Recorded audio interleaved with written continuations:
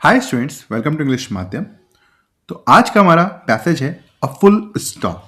ठीक है, तो चलिए स्टार्ट करते हैं।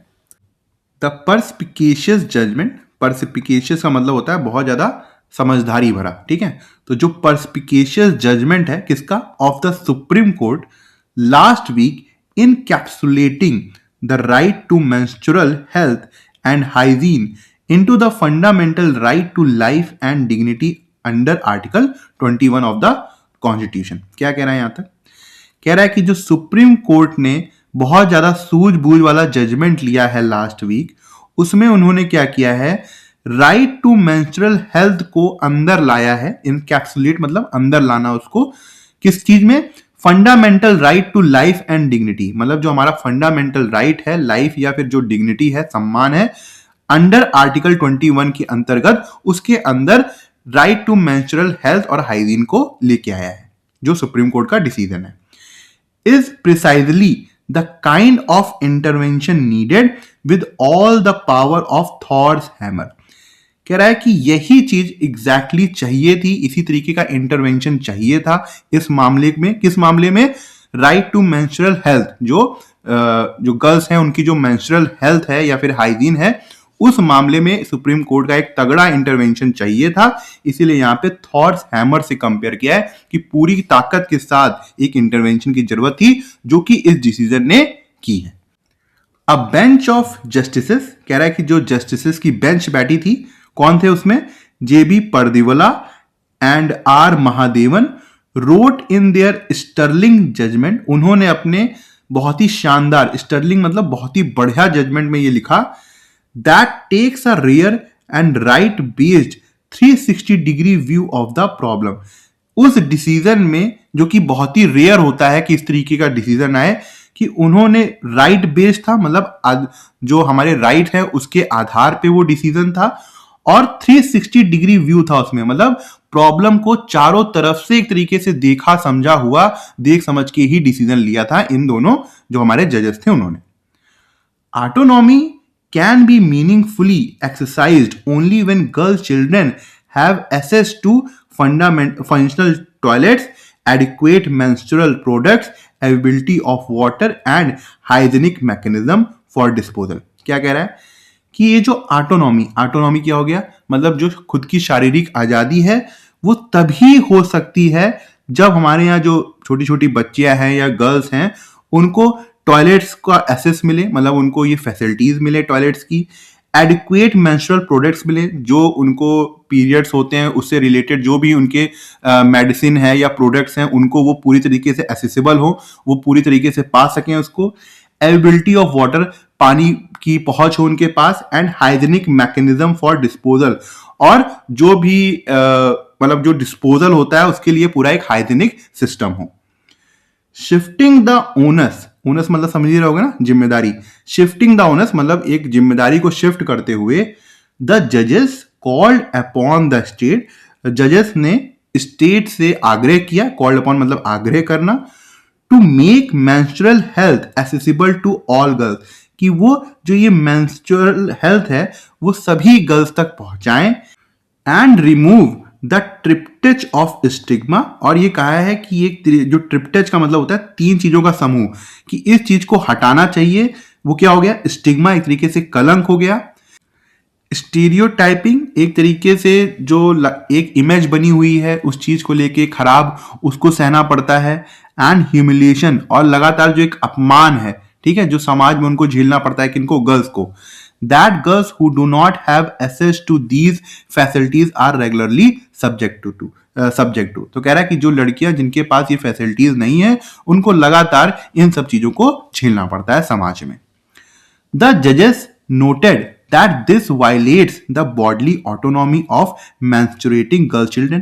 कह रहा है कि जजेस ने ये नोट किया कि ये सब जो चीजें समाज में हो रही हैं, एक तरीके से जो लड़कियों का अधिकार है, जिनको मतलब मेंस्ट्रुएशन साइकिल हो रही है, उनको जो अपने शरीर के ऊपर अधिकार है, एक तरीके से उनका हनन हो रहा है। मतलब अगर आप मान लो कि अगर जैसे आपको पता ही होगा कि जिनको ये होता है तो आपने कई बार देखा होगा कि लोग पूजा वूजा नहीं करने देते हैं, तो एक तरीके से वो वायलेशन है ना भाई, तुम किसको क्यों रोक सकते हो, या फिर उनका जो शरीर है वो कहाँ बैठे या फिर कहाँ जाए वो उनके ऊपर डिपेंड है, वो उनका वो अपना अधिकार रखती हैं। तो एक तरीके से वायलेशन है, जजेस ने ये माना। Terming it as menstrual poverty, कह रहा है कि जजेस ने जो ऐसी लड़कियां हैं जिनको मेंस्ट्रुअल साइकिल चल रही है और उनके पास चीज़ों का अभाव है, मान लो उनके पास सैनिटरी पैड नहीं है, ठीक है, अगर वो किसी रूरल एरिया में स्कूल जा रही है तो वहाँ पे अच्छा टॉयलेट नहीं है, साफ सुथरा टॉयलेट नहीं है, पानी की कमी है, तो कह रहा है कि ये सब जो उनके पास कमी है, the bench said that it hinders menstruating girls from exercising their right to education with dignity equal to their male counterparts or students who can afford sanitary products। क्या कह रहा है कि बेंच ने कहा कि ये जो मेंस्ट्रुअल पॉवर्टी है उसकी वजह से जो गर्ल्स हैं जिनको मेंस्ट्रुएशन साइकिल हो रही है वो अपने पढ़ने का जो एजुकेशन का अधिकार है जो सम्मान के साथ नहीं ले पा रही हैं, और वो अधिकार उतने ही इक्वल है जितना कि मेल्स के लिए है या फिर उन बच्चों के लिए या उन लड़कियों के लिए है जो ये सैनिटरी प्रोडक्ट्स अफोर्ड कर सकती है। भाई गांव की जो हमारी गरीब बच्चियां हैं या गर्ल्स हैं वो उनके पास इतना पैसा नहीं है, इतना सपोर्ट नहीं है कि वो हर चीज अपने आप से कर पाए, तो इसके लिए सरकार की जरूरत है। मगर उसकी वजह से होता क्या है कि वो बेचारी स्कूल नहीं जा पाती हैं। अब जैसे कोई अगर सिटी का कोई जैसे हम लोग हो गए या फिर यहाँ की गर्ल्स हो गई तो वो हम लोग स्कूल जा सकते हैं, मगर वो गांव वालों जो लड़कियां हैं जिनके पास पैसे की कमी है, अभाव है, उनके लिए एक तरीके से चीजें सही नहीं हो रही हैं। The court order states, court ने स्टेट्स को ऑर्डर दिया है एंड यूनियन टेरिटरीज को दिया है टू इंश्योर कि वो ये इंश्योर करें that every school has functional gender segregated toilet, कि हर स्कूल के पास एक ठीक ठाक टॉयलेट्स हो जो भैया यूज में हो, ना तो ऐसा ना हो कि टॉयलेट्स बंद पड़े हो, और जेंडर सेग्रीगेटेड हो मतलब गर्ल्स के लिए अलग टॉयलेट हो, मेन के लिए बॉयज के लिए अलग टॉयलेट हो।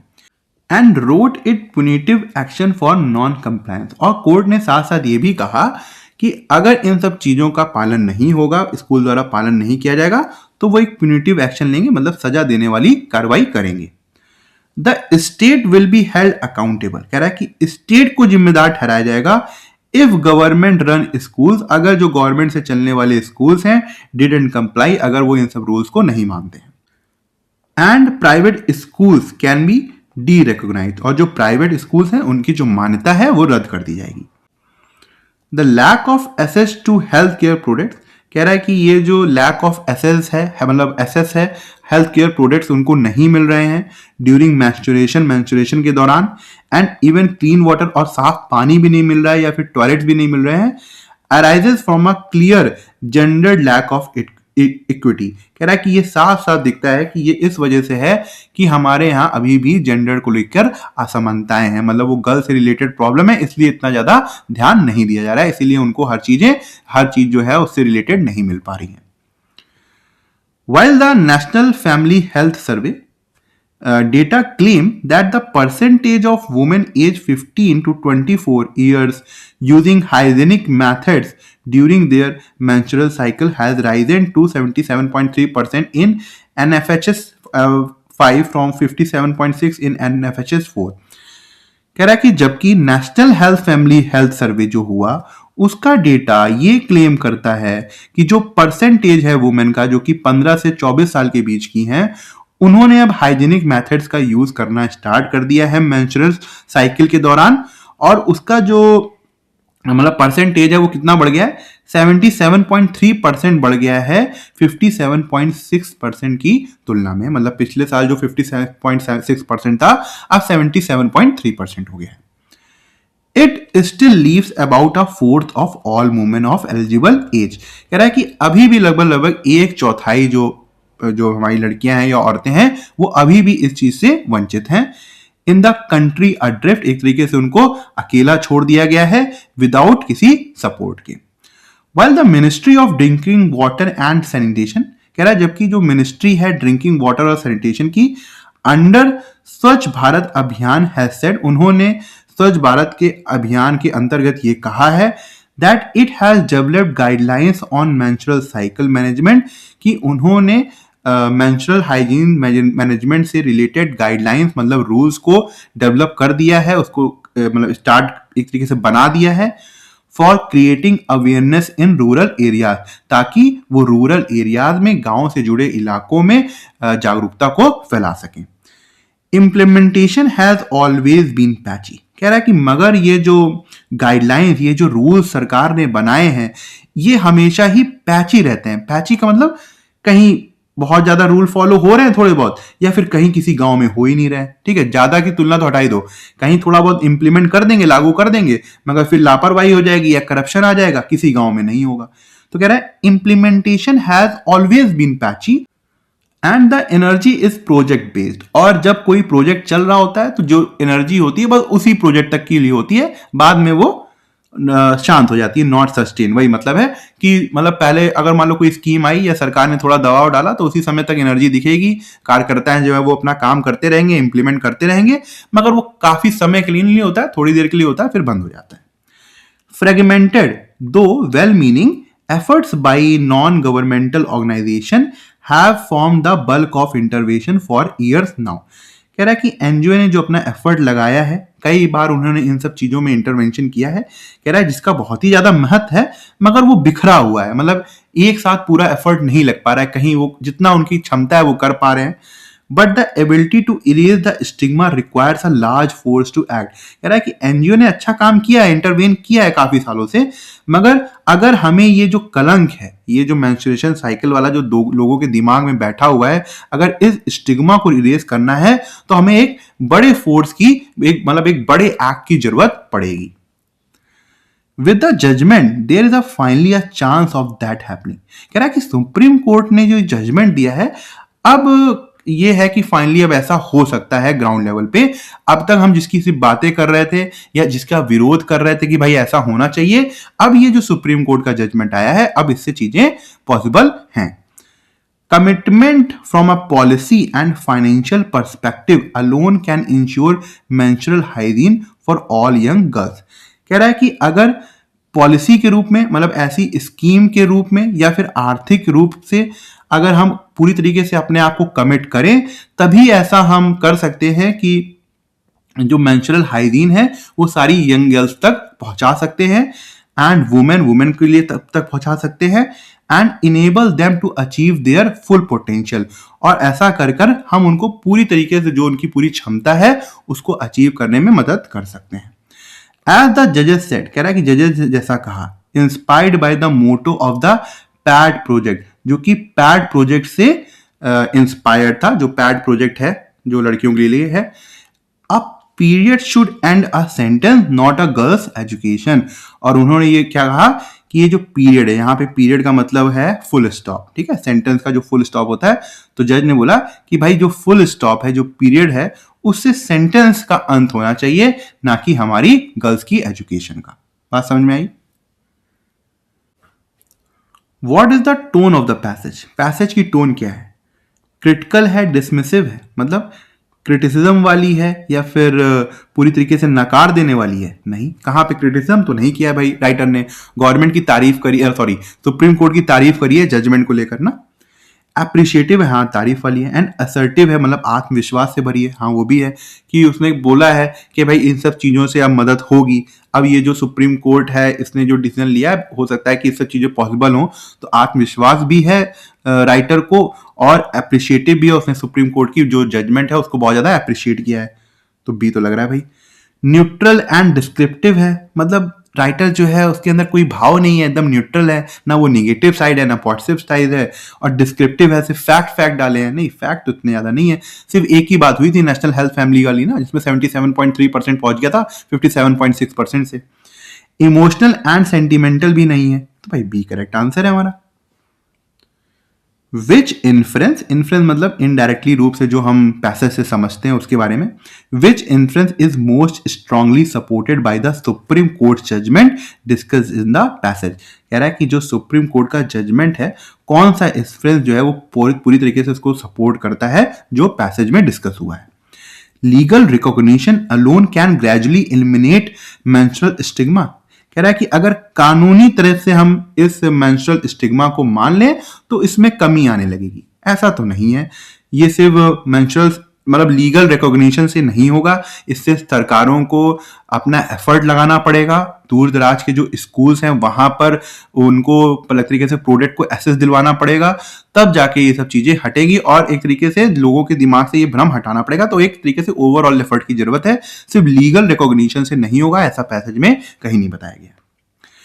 Infrastructure access is essential for meaningful bodily autonomy. हाँ, ये बात तो हुई है कि अगर हम बॉडली ऑटोनॉमी अपनी गर्ल्स को देना चाहते हैं तो हमको उनको इंफ्रास्ट्रक्चर एसेस देना होगा, उनको अच्छे टॉयलेट की सुविधा देनी होगी, क्लीन वाटर देना होगा, सैनिटेशन प्रोडक्ट देने होंगे। उससे क्या होगा कि हम उनको बॉडली ऑटोनॉमी दे सकते हैं।